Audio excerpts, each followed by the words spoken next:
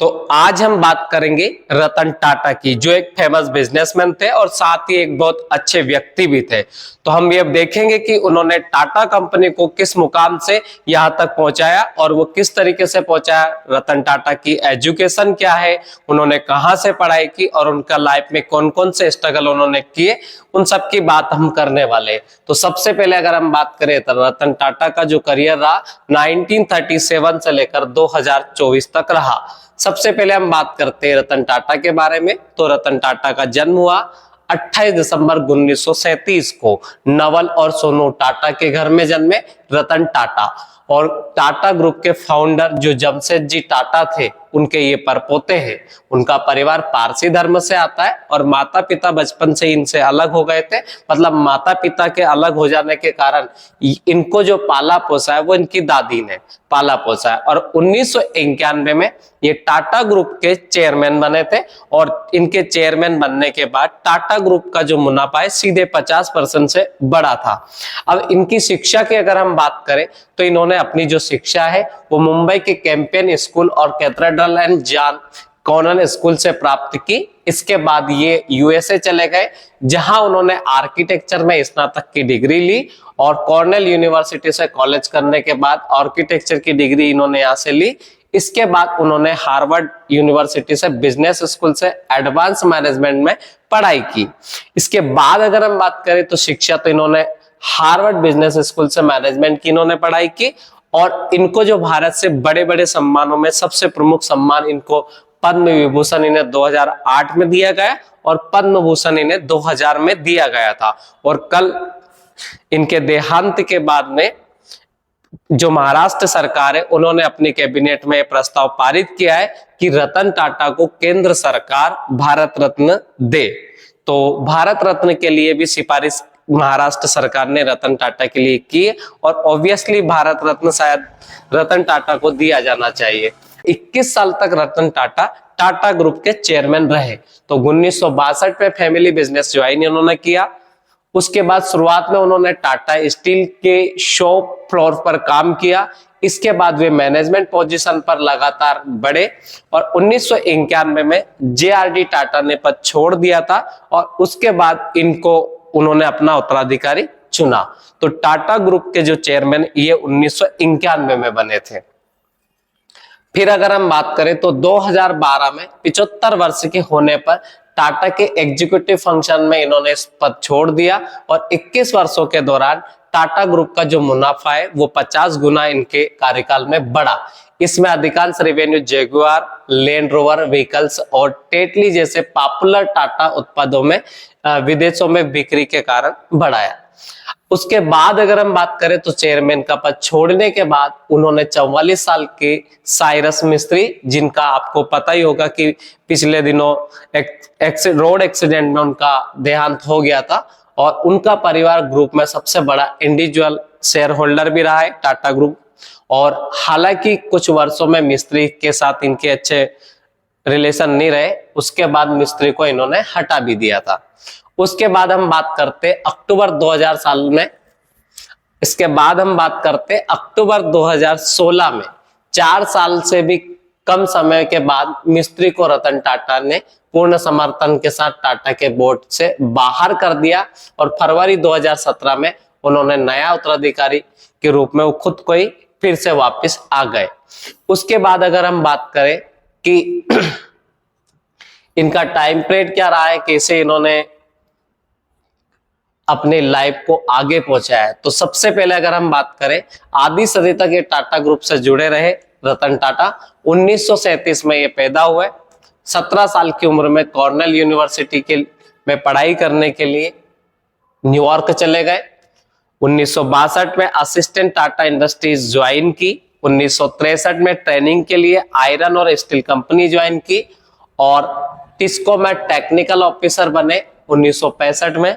और 1970 में कुछ समय के लिए टीसीएस ज्वाइन की। टीसीएस इनकी सॉफ्टवेयर कंपनी है। और 1974 में डायरेक्टर के तौर पर टाटा सन्स को ज्वाइन किया और टाटा इंडस्ट्रीज के जो चेयरमैन है ये 1981 में बने और एयर इंडिया के चेयरमैन के तौर पर 1986 से लेकर 1989 तक इन्होंने काम किया। और पूरे टाटा ग्रुप के जब ये चेयरमैन बने तो साल था 1991 का। तो जेआरडी टाटा के रिजिग्नेशन के बाद ये इनके उत्तराधिकारी हुए और 1991 में टाटा ग्रुप के अध्यक्ष चुने गए। और 2000 के बाद सन 2000 में इन्होंने Tetley, Corus, JRL, general chemical और देवी मोटर्स का अधिग्रहण किया, मतलब इन कंपनियों को टाटा ग्रुप में शामिल किया। सबसे छोटी और सबसे सस्ती कार इन्होंने 2008 में निकाली और हालांकि वो कार फ्लॉप रही, क्योंकि इनका एक सपना था कि हर भारतीय फैमिली के पास एक कार हो। तो उन्होंने सबसे सस्ती 1 लाख में एक टाटा नैनो कार निकाली थी, जो भारतीय लोगों को ज्यादा पसंद तो नहीं आई, तो उस वजह से वो उन्होंने उसका प्रोडक्शन बंद करा दिया। हालांकि इनका सपना था कि हर भारतीय के पास, मतलब भारतीय फैमिली के पास एक कार हो। उसके बाद 2012 में टाटा ग्रुप में करीब 50 साल रहने के बाद टाटा सन्स का अध्यक्ष पद छोड़ दिया और मानद अध्यक्ष ये नियुक्त हुए और 9 अक्टूबर 2024 को, मतलब 86 साल की उम्र में इनका मुंबई में निधन हो गया। अब बात करते हैं, ये पूरा टाइम पीरियड हमने देखा।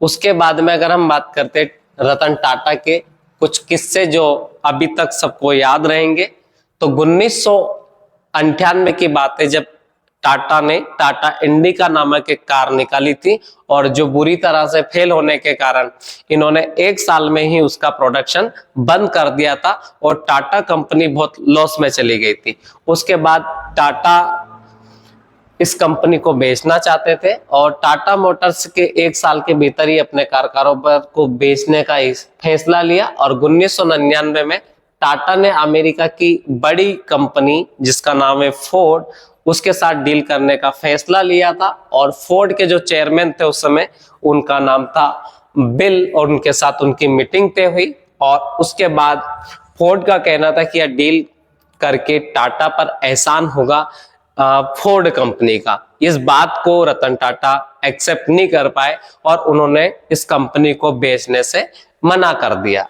उसके बाद क्या हुआ, टाइम बदलता है। 9 साल के बाद में फोर्ड खुद बिकने की कगार पर आ जाती है और रतन टाटा की जो कंपनी है वही फोर्ड के लैंड रोवर और जैगुआर ब्रांड को अपने पास अधिग्रहण करती है। उसके बाद कितने रुपए में करती है, तो उस समय $2.3 बिलियन में किया था। अगर आज के हिसाब से इसे देखा जाए तो 19,000 करोड़ रुपए के समथिंग उन्होंने इसको खरीदा। उसके बाद ये जो रतन टाटा का सपना था, ये उनकी नैनो कार है जो 1 लाख रुपए में इसकी प्राइस उन्होंने रखी थी। फेल होने के बाद में इसका प्रोडक्शन बंद करा दिया गया। और उसके बाद में अगर हम बात करें, इनको भी इनकी निजी जिंदगी में 4 बार प्यार हुआ और हालांकि ये शादी नहीं किए जीवन भर और उनके अपने रीजन रहे होंगे कि क्यों नहीं किए। बाकी ये अमेरिका की किसी बंदी के साथ शादी करने वाले थे, किसी कारणवश ये भारत लौट आए और उनको भी भारत आना था। हालांकि 1962 में जो भारत चीन का युद्ध चल रहा था उस वजह से जो इनकी दोस्त थी वो भारत नहीं आ पाई और उन्होंने अमेरिका में ही दूसरी शादी कर ली और उसके बाद रतन टाटा ने उसके बाद कभी शादी नहीं की। उसके बाद हम देखेंगे कि टाटा में किसकी कितनी हिस्सेदारी है, तो टाटा ट्रस्ट का 66% हिस्सेदारी यहाँ पर है, मिस्त्री परिवार का 18.4 हिस्सेदारी है और उसके बाद में अगर हम बात करते हैं अन्य में 2.6% आ जाएंगे और टाटा ग्रुप जो कंपनी है उसका 13% यहाँ पर शेयर है। अब हम बात करेंगे रतन टाटा के कुछ क्योट से कि रतन टाटा हमेशा जो बोला करते थे कि अगर आप तेज चलना चाहते हैं तो अकेले चले, लेकिन अगर आप लंबी दूरी जाना चाहते हैं तो साथ साथ चले। और यही इन्होंने अपने डेली लाइफ में या अपनी जिंदगी में इस चीज को उतारा। उसके बाद में अगर हम बात करें तो लोग आप पर जो पत्थर फेंकते उन्हें लीजिए और उनका उपयोग मोन्यूमेंट बनाने के लिए कीजिए। अगला इनका क्योट है, मैं सही निर्णय लेने में विश्वास नहीं रखता पर मैं निर्णय लेता हूं और फिर उन्हें सही साबित करता हूं। अगला इनका है कि धैर्य और दृढ़ता से चुनौतियों का सामना करें क्योंकि वे सफलता की आधारशिला है। सबसे बड़ा जोखिम नहीं उठाना है, तेजी से बदलती दुनिया में एक ही स्ट्रेटजी से जो नाकाम बना सकती है वह जोखिम ना उठाना है।